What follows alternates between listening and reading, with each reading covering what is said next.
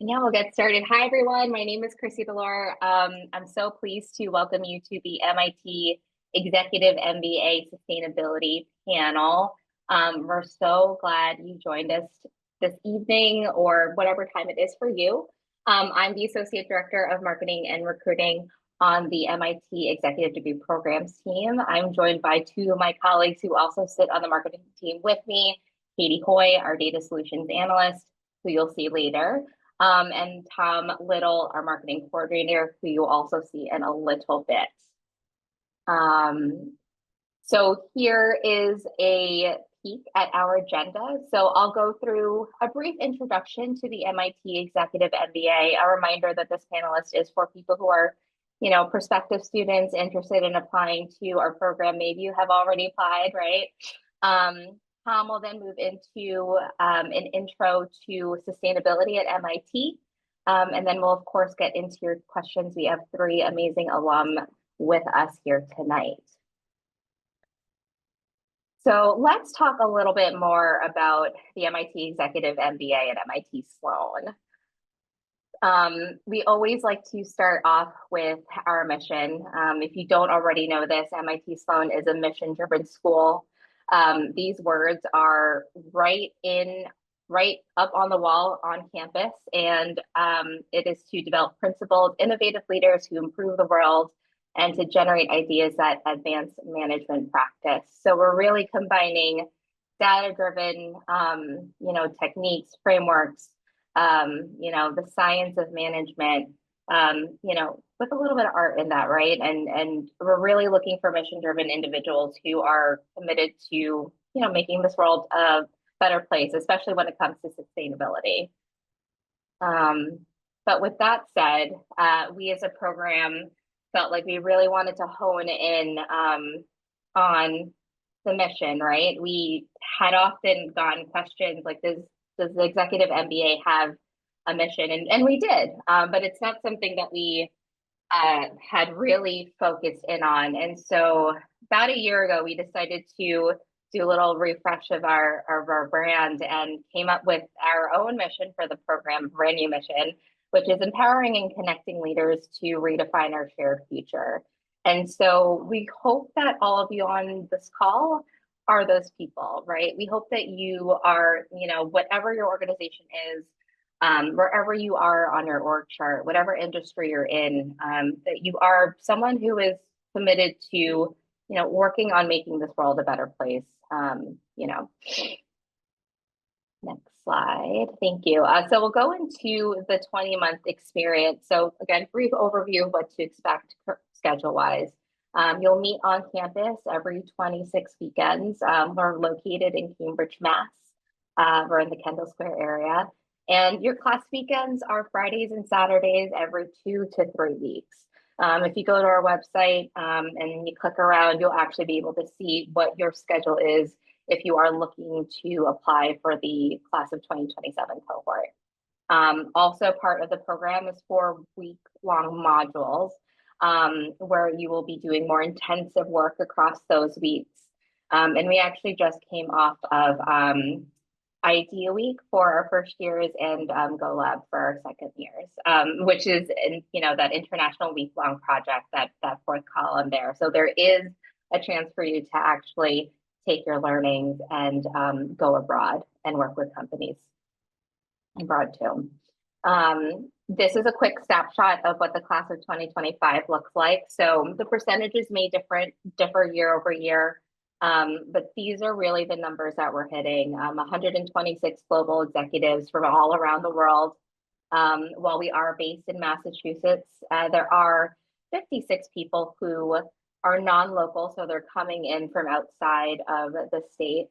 We hit about 17 years average work experience, and the average age of our students is 41. But that said, you're really learning from a diverse group of people, right, across different industries where you probably wouldn't have met them any other way. This class that's about to graduate is 38% women, 52 are of international origin. But the one thing that I really want to make sure to hit on is that 100% of our students are employed, because the biggest piece of this program is our action learning component, where you will take the frameworks that you learn on your class weekends during your module weeks, and you'll bring them to your work. That way you can immediately put into practice what you've learned from your faculty, from each other, right?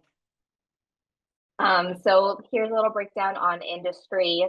The top four that you'll see: banking, financial services, healthcare and hospitals, software technology, pharma, biotech, medical devices. Those percentages will vary year over year, but those tend to be our top four. But you'll see that the other percentage, right, at 36%, again, for the class of 2025, it's really spread across the board, right? We have people from manufacturing, people who are nonprofits, people from food and beverage. And this really goes into the fact that we know that a diverse group is essential to learning. You'll likely be encountering similar problems, even though your industries are very different. And this way, this gives you a chance to really broaden and expand your network while you're here. And with that, I will kick it over to Tom. Hi, everyone. Thanks for joining us. As Chrissy said, I'm Tom Little. I'm marketing coordinator for the team. And now I'm going to transition from a little overview of the program into sustainability at MIT, starting with what exactly is sustainability? So sustainability is not just about the environment. Sustainability is the crucial harmony between healthy environments, thriving communities, and ethical businesses and institutions, all working together to create equitable economies that fulfill human needs. Our systems are interconnected, which is why we believe a sustainable planet is also a just planet, one that takes into account our environment in addition to socioeconomic and personal well-being, equity, and political activity and engagement. Sustainability is about people and the world we want for ourselves and future generations. And all of this was taken from the MIT Sloan Sustainability Initiative. So what is the Sloan Sustainability Initiative? Founded in 2006, their mission is to provide the best education, apply academic rigor to real-world problems, and empower leaders everywhere to act professionally and personally so that humans and nature can thrive for generations to come. The Sustainability Initiatives supports degree coursework, executive education, as well as research projects. They also have co-curricular opportunities, which includes weekly sustainability speaker series, sustainability researcher lunches, student clubs and case competitions, as well as the MIT Sustainability Summit. And you can learn more about them at their website, which is on the bottom of the screen there, mitsloan.mit.edu/sustainability. The leadership of the Sustainability Initiative all have EMBA ties. Director of the initiative is Jason Jay. His research focuses on how people navigate the tensions inherent in the quest for sustainability, with a specific focus on owning families, ESG measurement, and systemic investing. Jason teaches the business strategies for sustainable business, which is a potential course for students pursuing the sustainability certificate, which I will talk about a little later. Roberto Rigobon teaches leading in a global context, which is one of your four modules, as well as advanced applied macroeconomics, which is an elective you can take in your second spring semester. And he teaches those to EMBA students. His research is in international economics, monetary economics, and development economics, focusing on causes of balance of payments crises, financial crises, and the propagation of them across countries. And then John Sturman teaches system dynamics to EMBA students. His research centers on improving decision-making in complex systems, which includes corporate strategy and operations, energy policy, public health, environmental sustainability, and climate change. So that's the Sustainability Initiative. Now, how does it intersect with our curriculum? you'll see listed on the screen are courses in the MIT EMBA schedule that have a sustainability element or the opportunity for a sustainability project. LIM and System Dynamics are core courses that have said element. System Dynamics, John Sturman actually runs through a climate simulation every year. So that's baked right in there. And you can choose to take macroeconomics in the spring of your second year. As I mentioned, Roberto Rigamon teaches that. The rest of the courses on this list have the possibility of a sustainability project. For example, during the idea module, you could pitch a sustainability centered startup or innovation idea. And this option becomes particularly important if you're looking to obtain the sustainability certificate. This is a certificate that you can complete with requirements for with only taking one course outside of the EMBA weekend schedule. So here are the requirements on the screen. There are 3 required courses: Leadership and Integrative Management, or LIM, which is a required module for EMBA students; Introduction to System Dynamics, which is a core course for students in the EMBA, and you have the option to take either Sustainable Business Lab or S-Lab, or Business Strategies for a Sustainable Future. That would be the one course outside of the EMBA schedule that you must take for the certificate. And then on top of that, you have 2 elective courses. You can choose one of these courses listed. Macroeconomics, as I mentioned, is in the schedule. Previously, product design and managing a diverse workforce have been offered as distance learning opportunities to EMBA students. We can't always guarantee that these classes will be available in that capacity, however.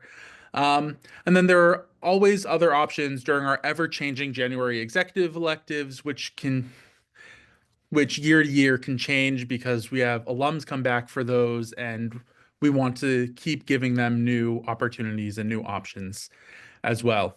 This year we had Advanced System Dynamics taught by John Sturman and Management of Services taught by Zainab Tan, which both are popular year over year. And an MIT EMBA action learning project in a course such as OLAB can also count, in addition to an Idea Week or Global Executive Labs project as well, if those focuses are in sustainability, and you'd work with the Sustainability Initiative to see if those would count towards the certificate. So that's sustainability at MIT. Now we're going to move on to my favorite part of the night. Talking to our community members who have gone through the program can really give you that insider information. And we have 3 wonderful alums with us, Ian, Kenny, and Christy, and I'll let them introduce themselves. Starting with Ian, why don't you just give your name, what you do, your role, and why you joined the MIT EMBA. Yes, Ian Brynjolfsson, really great to talk to you all today. Uh, right now I'm head of product and operations. It's Soma Energy is a startup, so as with startups, you kind of do a lot of everything. So, there's finance and various other activities, even HR in there. I started my career in a bit of a circuitous route. I began in semiconductors as an engineer and ended up transitioning to product leadership and management, even running a fairly large team and division in various companies. And I was drawn to the executive MBA at MIT specifically, because of the technical history of it, but realizing, it had such a strong entrepreneurship and innovation ecosystem, not necessarily, not only just if you're going to go out and do a startup, but also from the innovation side and learning how to really adapt and grow and build even large teams within large companies. And so I managed to actually parlay my executive MBA at MIT into a startup that I joined with a classmate. Did great there and had a lot of fun. And then eventually that led me towards, connecting with somebody who is working in the clean tech space. And so Soma Energy tries to help wind farm solar producers battery operators to try and maximize, their profitability, and therefore also providing a lot of energy towards, the heavy consumers, such as, data centers and various other large industries. And so the goal there is really to try and bring these two players together and really reduce the overall carbon footprint. So, I'd love to hear any of your questions and answer anything related to that. And also, connect with you if you have any questions offline as well. Thanks, Ian. Let's go in alphabetical order and go to Kenny next. Hey everybody, my name is Kenny Lee. I graduated with Ian, and I think I'll be seeing him in a couple of months for our reunion. So before, when I was sitting in your shoes, listening to a webinar like this, I had just sold my previous company and spent about 18 years in cybersecurity. And the reason why I wanted to join the program is I was looking for the next big challenge in life. And that came when I was sitting in Professor John Sturman's class. He teaches system dynamics, and he teaches through the lens of climate. And there are many different industries that you could pull the lever on to help the cause. The big idea there was that there is no silver bullet. Every single industry needs to contribute to solve the crisis. And I pulled on agriculture as one of those levers. And then I know nothing about agriculture, but it intrigued me because I knew nothing about it. And so I went down the rabbit hole even after I graduated of learning how to farm, and then landed in with my co-founder, and we started a robotics company. So here at iGen, our mission is to regenerate Earth using robotics and AI, first by breaking agriculture's dependency on chemicals. And that means, in plain words, we create robots that weeds, because weed control is such a big part of why we spray a lot of chemicals and herbicides in our food. Yeah, it changed my life. I love it. You should do it. Thank you. I'll sign off now. Thanks, Kenny. Christy, same question. Awesome. Okay, well, great to meet you all.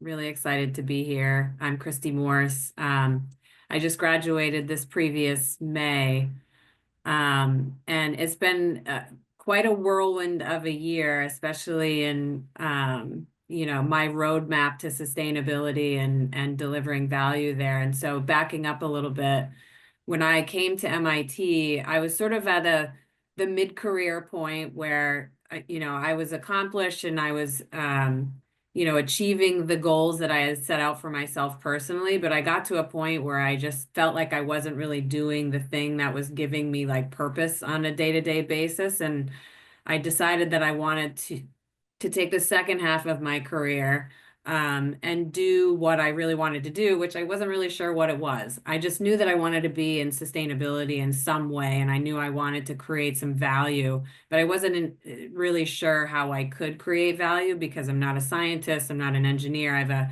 a manufacturing, supply chain, business management background. And so I originally went to MIT to try to connect the dots in some way to figure out how I can very quickly deliver value and create value in the sustainability space. And while I wasn't super intentional about it throughout the program, I did the sustainability certificate, but somehow magically, like, the dots connected through the program. And like Kenny said, it really came together for me in system dynamics because it is taught in the context, as Kenny said, of climate.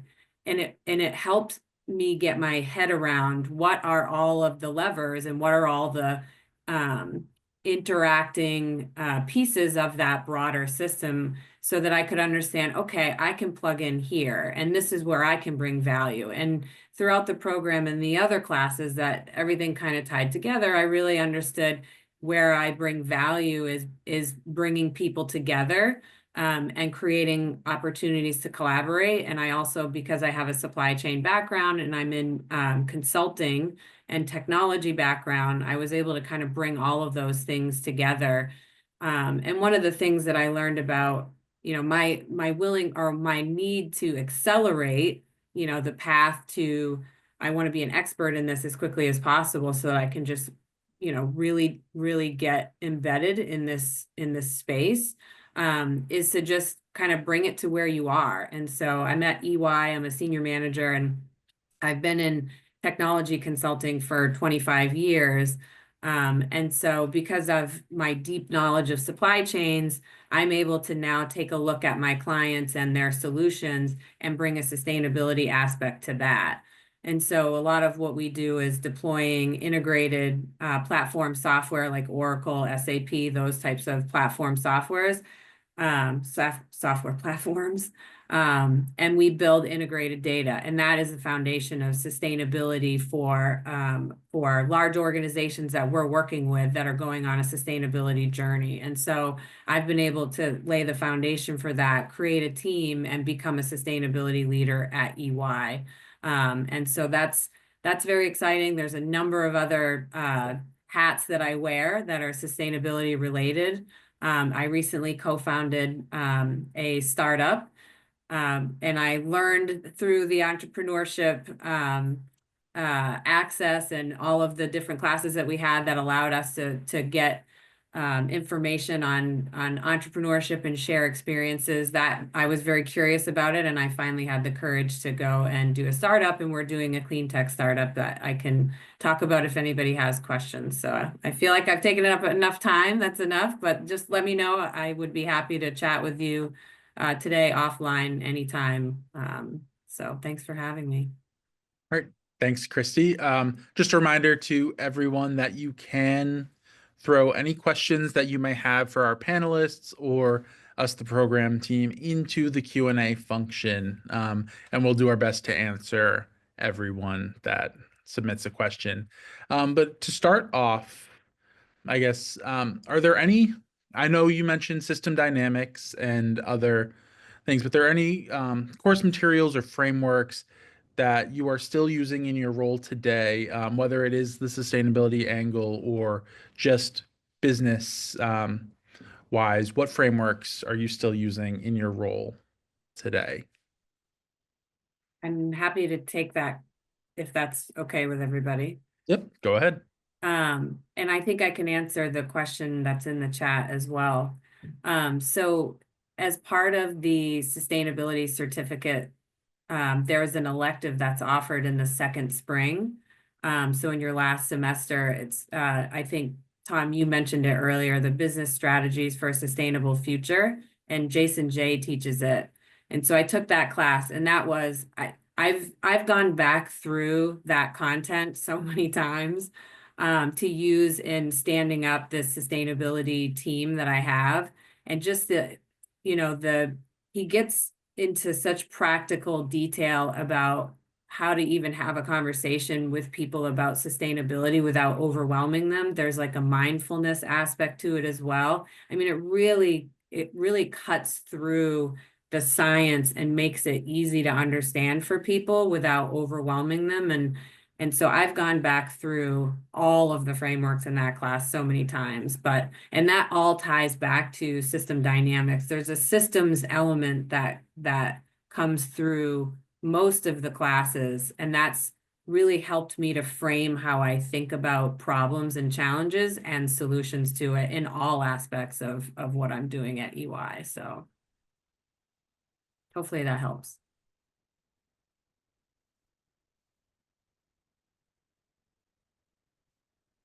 All right.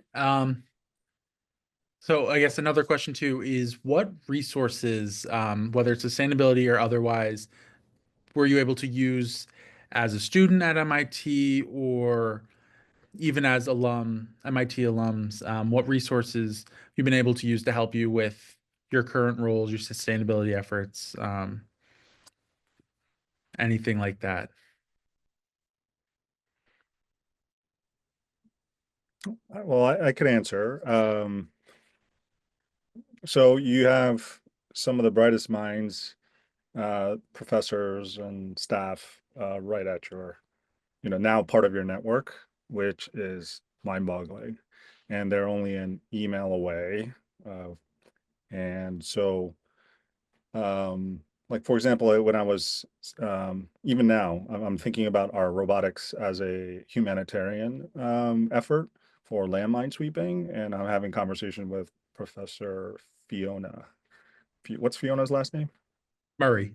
Murray, that's right. Like, and here's the thing, like we know them by their first name, and that's how we refer them by. And it's an incredibly welcoming and humble group of people that it's just unmatched that I found anywhere else. And so she's gonna hook me up with conversations. It's like, hey, what does humanitarian robotics look like within the context of DoD or NATO, right? And she has all those connections, and being able to just kind of call upon the super, humans in the MIT network has been absolutely transformational. Ian, I did see you on mute. Before we get to you, I do want to just build off of what Kenny said and say our faculty choose to teach in the EMBA. Our team does not choose the faculty, and they like to teach in our program because they see you as peers working in the real world day to day. So they have access to industry to support their research, and they see it as a way to learn from you while you're learning from them. But Ian, No, I agree with your last statements there. I mean, to address the original program, there's just such a huge ecosystem there of things you can go after. I mean, there are the professors, obviously. They really do enjoy, they're engaging. It's not like, when I did my undergrad where they pontificated and you just sat there and tried to bow to them. This is very much the interactive type, and they do learn. They love to hear your stories and offer them up during the class, and everybody else learns from those as well. And I see one of the things there, one of the questions asking, if I was to redo the program, but I could only bring one piece of feedback with me, what would it be? It would be really to focus on leveraging that ecosystem as early as possible, and really go out and this is the same thing that I tell everybody when I go back and see them. And early on, it's like, one of the great things about MIT is you can take, once you've signed up, you can take any course, right? No matter, I took an undergraduate course in AI and human interaction, and I was in a class with a mixture of MBA, executive MBA, and even undergrads. And it's one of those things where not only is it the classes, but it's also the professors, it's the sandbox, it's the Delta V, it's the Martin Trust for entrepreneurship, it's the Innovation Center. There's just so much stuff there. And the professors do want to work with students, especially if you're eager and can bring in that real world experience. I will say we often say the only limit to opportunities you can take advantage of at MIT is time, because it really seems infinite sometimes how much stuff. And you're not restricted to just MIT Sloan as a Sloan student. You're also an MIT student, so you have access to the full campus. So moving on, even the gym. exactly. Yep, even the gym. Yeah, but Luis has a question in the chat. He's wondering about how much of the curriculum has sustainability sort of baked in to into it, or is there a specific roadmap of classes that can serve as a roadmap towards sustainability, or I guess how does the holistic curriculum sort of help with your improvement in sustainability initiatives and things like that? I can answer that. There's a sustainability certificate that you could, sign up for, and that has a rough outline of the classes that you should take to get the certificate.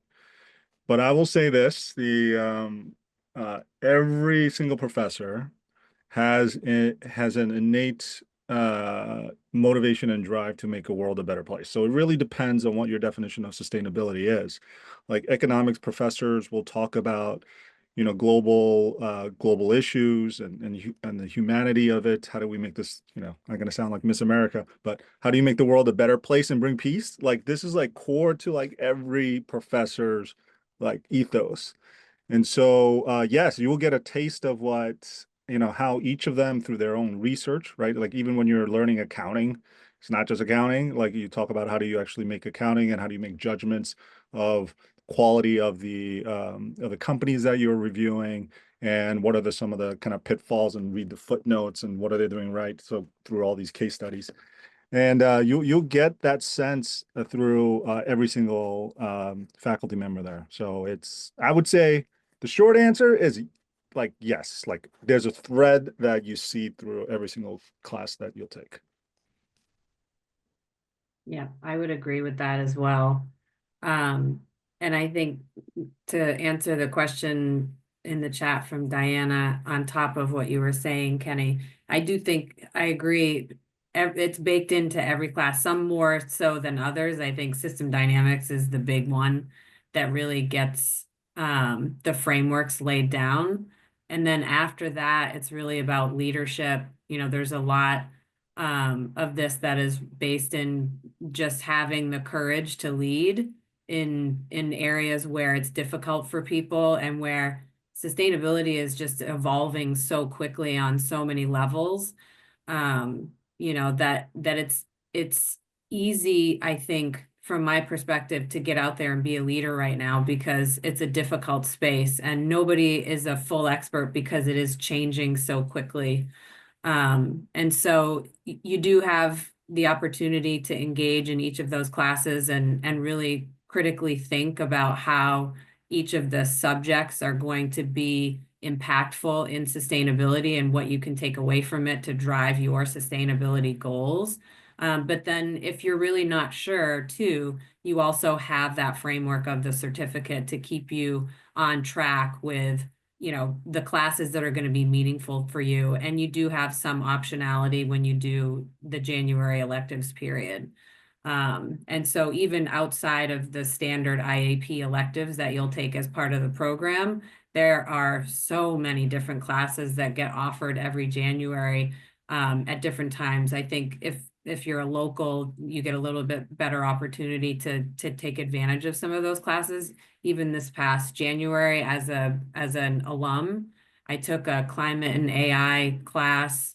I took a climate innovation class. I took a class about how to launch a climate tech startup. So there's so many things that you just have to kind of dig through. And I think, as Tom said earlier, it's managing your time, or whoever said that. It is the most important part. So yeah, plenty of opportunities. Thank you. Well, we have a question from Diana in the chat, and she's wondering how the Career Development Office, or at MIT, is we call it the Career Development Office, or short for the CDO. If you haven't figured it out by now, we love our acronyms at MIT. So how has the CDO sort of helped you or guided you to towards your goals, whether it's through coaching or some other aspect? Yeah, so I think the biggest thing the CDO did for me was help me figure out what I really wanted to do and sort of help me introspect on those tough questions. I mean, similar to Kenny, I came in having achieved a certain level of success in my career, but trying to figure out what the next path is. And MIT is a bit of a fire hose. You're getting exposed to a lot of different things. To go back to the other question, if I could have done things differently and taken one piece of the feedback, I would have started the CDO earlier as well. Had in that first fall, had that meeting. And they can, you go through a workbook, they have a whole set of material that's outside of classes. You can work through and sort of help you really build your vision, your own personal brand, and really figure out who you are and where you want to do, and really what's going to make you sort of happy and fulfilled going forward. And then once you figured that out, then you can look and see, okay, based on my goals, where can I leverage that in terms of the classes I take. And for me, it was really the idea of coming from a large corporation and into sort of the innovation startup sector and entrepreneurial sector. So I it, it's interesting because it's another example of the ecosystem. It's another thing that's sort of bolted onto the side of this program that's sort of a fundamental core if you go and use it and leverage it. And it helps to be as transformative as the classes, the professors, and your colleagues. I would just add quickly as well, in addition to the CDO, in the first year, you also have access to an executive coach that you will, as part of the curriculum, spend time with both in your group and individually. So you have that opportunity to work directly with a coach to work through some of those things as well. All right. Thank you. I'm going to apologize in case I butcher your name.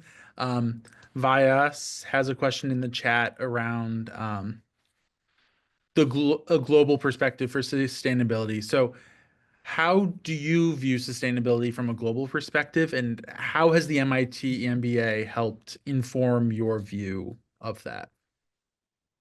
I would love to answer this one. To start out anyway, for me, it's been really impactful. One of the things that I came away with is understanding, again, that I enjoy building community. I'm really good at building ecosystems and developing ecosystems. And my path to impact in sustainability is to engage ecosystems, specifically in Africa, but I've been engaging in South America and also in Africa quite extensively to improve economic outcomes through mentorship and supporting the entrepreneurs in Africa. And that's something that I was able to get exposure to in the Global Labs class in the second spring. And I did a program in Africa supporting entrepreneurs called the Brain Project. It was the Bridging Research and Innovation. It's a collaboration between Sloan and the Pan-African entrepreneurship community. And so I spent the week there supporting them and then continued throughout the year to support the entrepreneurs even beyond graduation. And I actually built a role for myself, and I now work for Phil Budden, who is one of the professors who runs the Idea Week and Idea Lab, and also is connected with the Legatum Center. And so I now run two programs that in the past few weeks anyway, I was in Africa taking the current class of 2025s through two different support programs. And so for me, to answer that question, everything that we talk about, every class has a global component. And it's just an understanding that sustainability and climate solutions in and of themselves are a global solution. And so you have to think about it globally. And how you take action and make that sort of your path to impact is yours to do. But that was my path to impact. And it's been incredibly impactful for me in my own life. So. All right. Thank you. We are coming up on time. Thank you all for such great questions tonight. Before we do end this panel session, we like to end all of our panels with this one question. For the people sitting where you were, I'm going to say not too long ago, Kenny, Ian, I know your 5-year reunion's coming up this year. But for everyone sitting here tonight, listening, what's one piece of advice you'd like to leave them with? Do the program. I think I gave my best piece is really leverage the ecosystem. You know, leverage your network, connect with everybody. In that at MIT.edu email is extremely a powerful tool when doing cold outreach. Yeah, and I'll add to that. I assume because you saw the average age of the students, it's 41. I was the younger one. I was 40. But there are very few opportunities in life where you get to make lifelong friends. And like I haven't seen or talked to Ian in, I don't know, about a year. But I know that if I needed something, I could just call him up and he'll be there for me. You better. Absolutely. Right. And so you make friends like that, and there's very few opportunities that you get to build those type of relationships. So that also answers Gavin's question here. And there are times where I run into Sloan alums, along the way, and we have kind of fond memories, and you share very similar values, and then you also share similar language, right? When you say professor this or that class, like you don't need to like explain, you just know, and that level of connection is amazing. So yeah, in conclusion, you should do it. I wholeheartedly agree. The community has been just the most amazing part for me as well. So, and I agree totally. I just was in Dallas randomly. I live in Maine, and I was in Dallas yesterday, and there were 4 classmates that were also randomly in Dallas. So we all had dinner, and we were sharing like, who have you seen? Who have you seen? And it's like we're connecting with people regularly everywhere, and there's always people in the chat sending photos where they're meeting at conferences or having dinner or seeing each other's families. It's running marathons together. It's just like a ridiculously incredible community. And even people that you don't know, like Ian and Kenny, this is the first time I've met them, but I guarantee that now I could probably call them and say, hey, I need something. Do you think you could help me with this? And they would. And it's beyond what I would have ever imagined. So I agree with these guys. You should do it and go all in. Yeah. Like just do the thing, and you will not regret it. So. All right. Well, thank you, Ian, Kenny, Christy, for all of your wonderful answers tonight. And now I'm going to pass it off to Katie to just go through a little bit of housekeeping for us. Hi, I'm Katie Hoy, and I'm the Data Solutions Analyst for the MIT EMBA program. And as such, I've got a few final important pieces of information for you. So first, the great news is that our application is still open. We've got 2 upcoming deadlines. Our round 4 deadline is a week from tomorrow on April 3rd. And our final application deadline to join the class of 2027 is on Thursday, May 8th.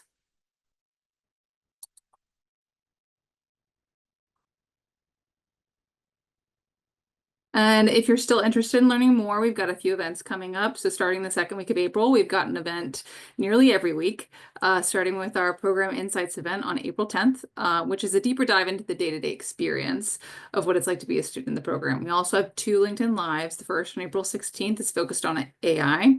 And if you attend the second LinkedIn Live on April 23rd, you'll get the opportunity to meet and hear from one of our current EMBA students about their experience in the program. So thank you again so much for joining us for our virtual panel on sustainability in the MIT Executive MBA program.